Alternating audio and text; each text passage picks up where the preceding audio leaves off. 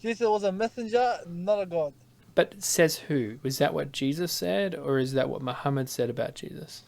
Jesus was a messenger Says who? Based on what information? Are you getting that from the Quran? You're not getting that from the words of based on Jesus. everywhere. Well, have you read the words of Jesus that we actually have from the first century?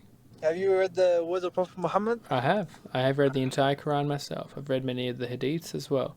But the thing is this, in order to find out who Jesus is, a better source of information is going to be Jesus himself than someone who lived 600 years after Jesus, who never But even met Jesus. yeah, but the problem is, 600 years after Jesus, I'm still getting the same book that was written 600 years ago.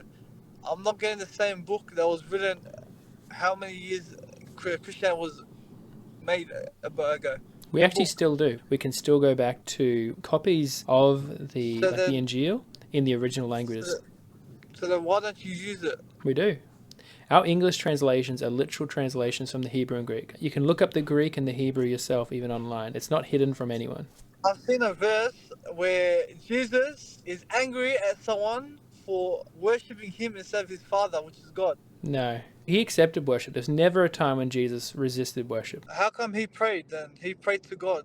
He prayed to his Father because within the Godhead there are three persons: Father, Son, Holy Spirit. There's one God, not three gods, but that one God consists of three distinct persons. And so that is why Jesus would speak to the Father. The Father also speaks back to the Son. The Father calls Jesus God in Hebrews chapter 1 verse 8. The Father calls Jesus God, God. correct. In Hebrews 1:8. That's surprising, isn't it? The Father calls Jesus God. Correct. Let me show you. It says, "But of the Son, he says, your throne, O God, is forever and ever. The scepter of uprightness is the scepter of your kingdom."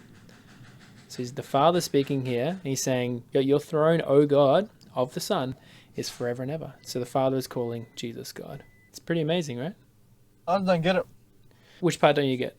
The Trinity, the whole Trinity, like the whole thing. I just think there should be one God, There is only one God. Allah. We shouldn't have three sub-gods. Let me ask you this. I remember going to school and there's certain concepts in math class that are pretty hard to understand. But just because I and other students found it hard to understand doesn't make it false. So just because we may not understand fully the nature of God and the Trinity doesn't make it false. Yeah, it also doesn't make it true. I understand, and that's why we have to see, okay, if this is what Jesus taught and if this is what the gospel and the Torah teaches, then therefore we should accept it even if we find it hard to understand.